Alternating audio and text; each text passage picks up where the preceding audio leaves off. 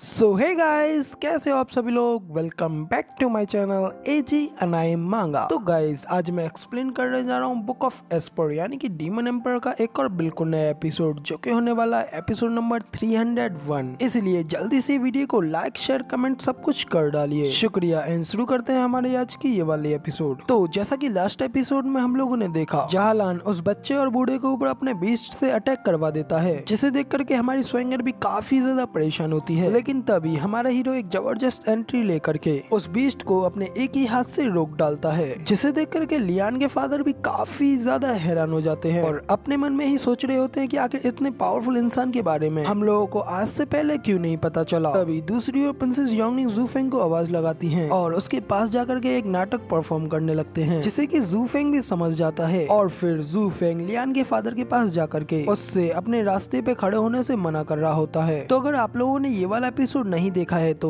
आप लोग जाकर के एजी मांगा वर्ल्ड पर देख सकते हैं, या फिर मैंने नीचे डिस्क्रिप्शन में उसका लिंक दे दिया है। फिलहाल अब इस एपिसोड की स्टार्टिंग में लॉन्ग यानी सभी लोगों को ऊपर से देखते हुए कह रहा होता है कि सच में ये काफी ज्यादा अच्छा शो चल रहा है। ये क्वानरोंग के लोग बीस्टों को पालने वाले लोग हैं, क्योंकि उन्होंने अपना सारा जीवन इन बीस्टों के साथ ही बिताया है और अब उनसे यूँ इस तरीके से अपने जानवरों को बाहर फेंकने के लिए कहना बिल्कुल अपमान, लाभ और गौरव, इन सारी चीजों को बाहर छोड़ने की मांग करने जैसा है। हालांकि आंसर बिल्कुल स्पष्ट नहीं है, पर ज़ूफेंग के स्टाइल के अनुसार वो पहले अपने शिकार को ताने मारेगा और फिर सभी लोगों को अपनी सेल्फ डिफेंडिंग साइड को दिखाने के लिए वो उन लोगों को पहले अपने ऊपर हमला करने देगा। और रही बात इसके परिणाम की, ऑफ कोर्स मोरल तरीके से हाई पोजीशन पर खड़े होकर के वो अपने पास आने वाले सभी लोगों को बुरी तरीके से हराता जाएगा। तो अब हम लोग देखते हैं कि क्या कोई इसे टॉप कर सकता है। तो अब ज़ीटियांग शेन के इतना कहते ही जहालान गुस्से में ज़ूफेंग के पास आगे बढ़ने लगता है और उससे कहता है कि तुम कमीने, तुमने मेरे बीस्ट को छूने की हिम्मत कैसे की। इतना कह करके वो ज़ूफेंग के ऊपर अटैक करने के लिए आगे बढ़ ही रहा होता है कि तभी वहाँ पे उसका लीडर यानी कि लियान का फादर उसे रोक लेता है और उससे कहता है कि हम लोग क्वानरोंग के वॉरियर्स हैं और हमारे बीस्ट कभी भी हमारा साथ नहीं छोड़ेंगे और हम लोग केवल और केवल आगे बढ़ना जानते हैं, ना कि पीछे हटना। तो वो अपने आदमी से इतना कहने के बाद ज़ूफेंग से आगे कहता है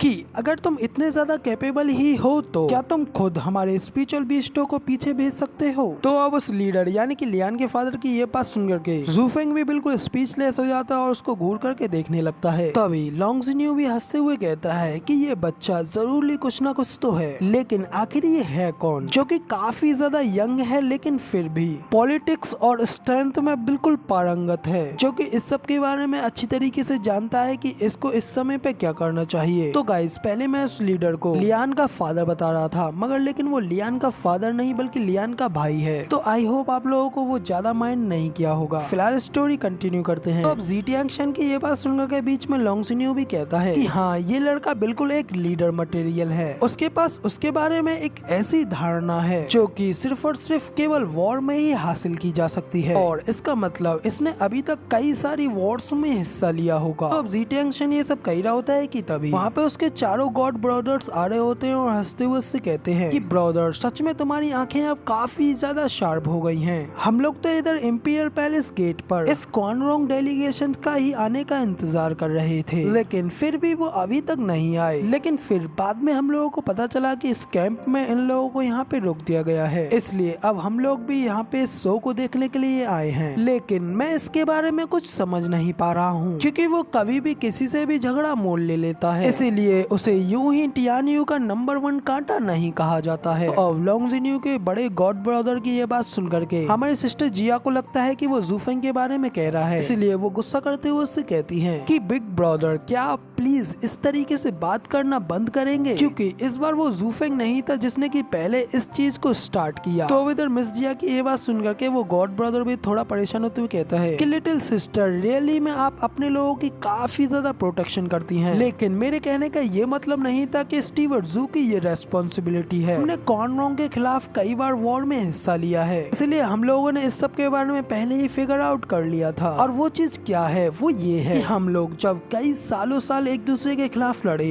इसलिए हम लोग जानते हैं कि ये लोग यहाँ पे अपनी क्वानरोंग की जो ये डेलीगेशन लेकर के आए हैं, इनका मकसद सिर्फ और सिर्फ यहाँ पे सुपीरियोरिटी शो कराना है। इसीलिए हम लोगों ने पहले इस सब के बारे में योजना बना रखी थी, लेकिन फिर भी ये लोग यहाँ पे हैं, अपने ट्रैक पर मर चुके हैं और हमें भी काफी परेशानी में सेव कर रहे हैं। और क्योंकि ये लोग मार्च करते हुए इंपीरियल पैलेस की ओर ही आ रहे थे ताकि वो वहां पहुंच करके अपनी पावरफुल पोजीशन को स्टेब्लिश कर सके। लेकिन अब जब बीच में स्टीवर्ट जू फेंग ने इन लोगों को यहीं पर रोक दिया है तो ये इन लोगों के लिए एक बेहद ही शर्मनाक बात है। तो अब ये सब सुनने के बाद लोंग जिन्यू भी कहता है कि by the way Elder brother, क्या आप उस युवा को अच्छी तरीके से जानते हैं? तो अब इधर लोंग जिन्यू की ये बात सुन करके कि चारों गॉड ब्रदर्स थोड़ा हैरान हो जाते हैं और शर्म के मारे अपने बड़े भाई की ओर ही देखने लगते हैं। तभी उनका बड़ा भाई लोंग जिन्यू से कहता है कि ना सिर्फ मैं उसे जानता हूँ बल्कि वो मेरा एक पुराना प्रतिद्वंदी भी है। वो क्वान रोंग एम्पायर के कमांडर ठोबा टाइसन का इकलौता बेटा है,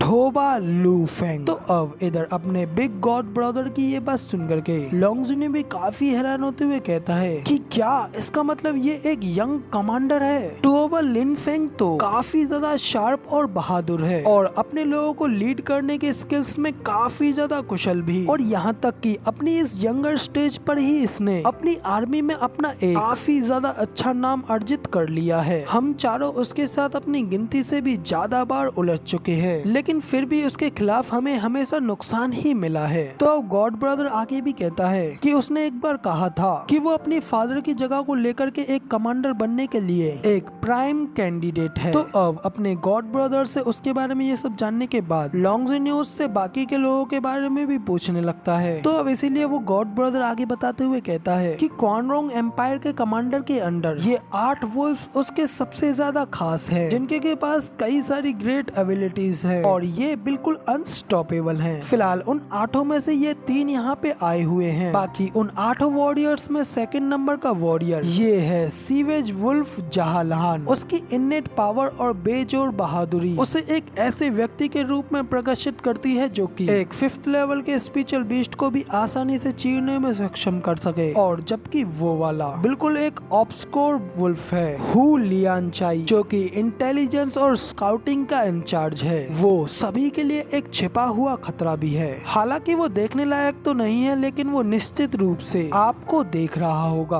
और वो वाला क्वान रोंग एम्पायर का सबसे मोस्ट फेमस आर्चर है। 8 वुल्फ वॉरियर्स में से रैंक 3 स्काई पीचिंग वुल्फ जेवाई। इसकी हेवन सेकिंग बो और बादलों तक को नीचे गिरा देने वाली एरो 6th ग्रेड के स्पिरिचुअल वेपन्स हैं। और यहाँ तक कि इसने अपने शॉट्सों से कई सारे दुश्मन जनरल्स को भी आसानी से मार गिराया है। यहाँ तक कि हमारे मार्शल को भी इसके हाथों से सफरिंग सहनी पड़ी। वो एक ऐसा व्यक्ति है जिससे कि आप काफी मुश्किलों से ही बच सकते हैं। तो बिग गॉड ब्रदर की ये बात सुनकर के कि वो मार्शल डुगो तक को भी वॉर में जख्मी कर चुका है, ये जानकर के मिस जे काफी ज्यादा हैरान होती हैं और कहती हैं कि क्या यहाँ तक कि मार्शल जैसा एक्सपर्ट भी। तो मिस जिया के इतना कहते ही हम लोग ये वाले एपिसोड को यहीं पर खत्म करते हैं। बाकी इसके आगे की स्टोरी आप लोगों को इसके नेक्स्ट पार्ट में देखने को मिल जाएगी। बाकी अब वीडियो पसंद आई हो तो यार एक लाइक कर देना, साथ ही कमेंट करके बताना कि आपको हमारा ये वाला वीडियो का एक्सप्लेनेशन कैसा लगा। और इसका नेक्स्ट पार्ट देखने के लिए मेरे इस चैनल को सब्सक्राइब करना बिल्कुल भी मत भूलना। जिसके बाद मैं मिलता हूँ आप लोगों से अगली वीडियो में। तब तक के लिए टाटा बाय बाय, फिर मिलते हैं।